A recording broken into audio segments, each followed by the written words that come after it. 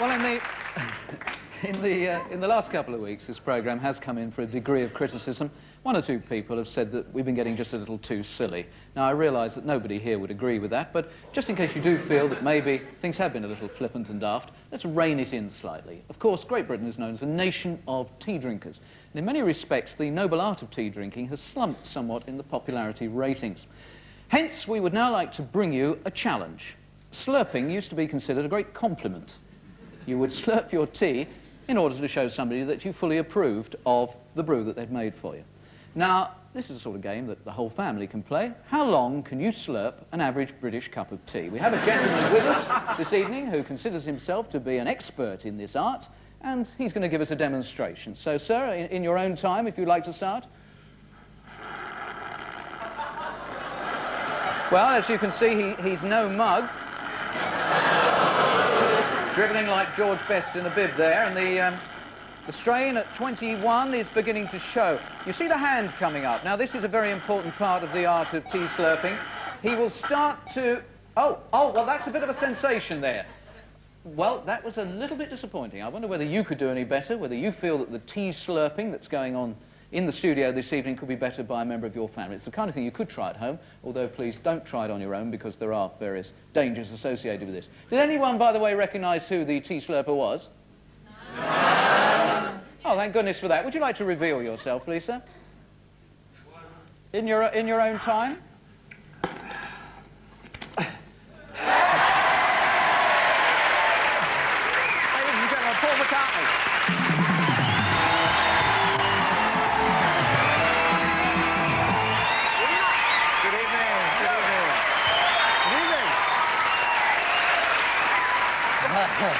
Silly. Very silly. Thank you. Good morning. Thank you very much. Now look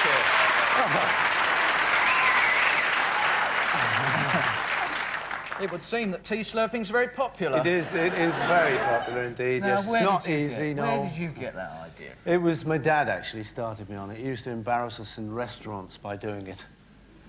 And, I've since taken up the art and I'm developing it, and I challenge everyone out there to do better. What would you say? What would you say is your best time to date?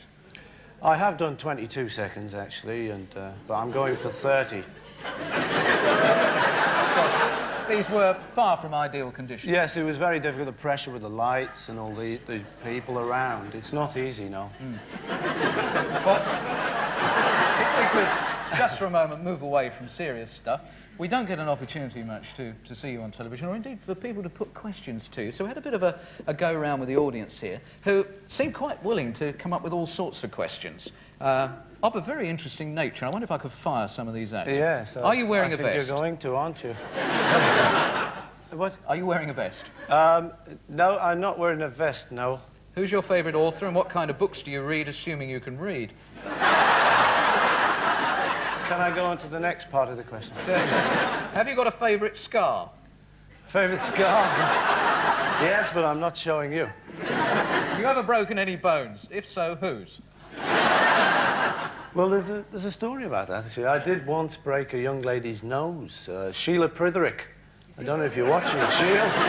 No, it's true, though. We were playing rounders, you know, and when you go, whoop, and she was standing there. Sorry, Sheila. What's your major dislike about Britain, apart from Sheila Pritherick? Too serious, though. We won't get into that. How many baths do you have a week? Yes, good question, though. Did you like this?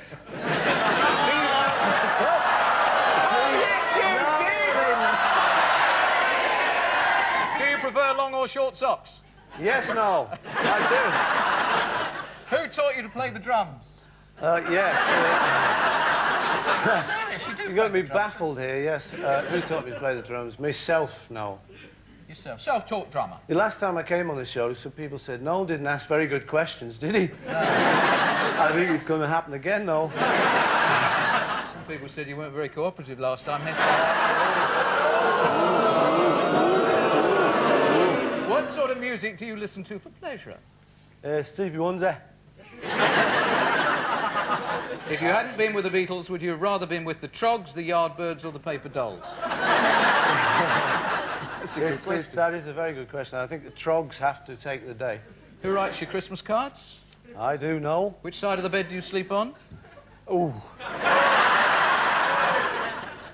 Left side of the bed. Say the inside is always it. Inside. Do you still enjoy brushing your teeth? Yes, I do. It's very good fun, that, Noel. These are great questions. I really love this. Great show, this. And when you're brushing your teeth, do you look in the mirror? Yes. How often do you wash your hair with Grecian 2000? That was me. Do you have a favourite soap opera? Yes, I do, actually. It's EastEnders. Is it? With Brookside closer. I think we'll abort on that one. That's made Mr. Grade happy. That's Nobody the else. You've got a little tune out at the moment. You've got a video which requires ditty, yes. a certain amount of explanation. It's associated with what? A film. I was asked to do it by a fellow called director John Landis, who's made a film called Spies Like Us, and he wanted me to write the song for it. And it stars Dan Aykroyd and Chevy Chase, who is also a place. And it's called Spies Like Us. And it looks like this? It looks like this.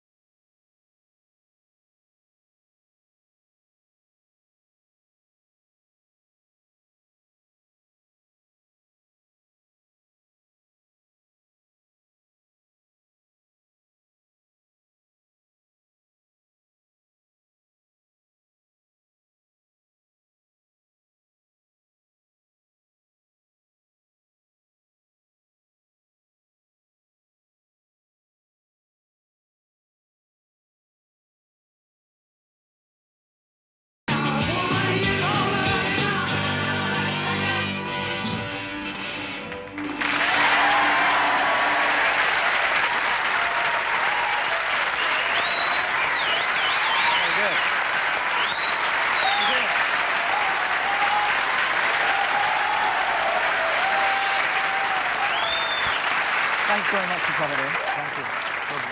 And good luck with the tune. Thanks for having Thanks me. for joining the silliness and making it serious for just one moment. Thank you. Ladies and gentlemen, Paul McCartney. Thank you very much. Thank you.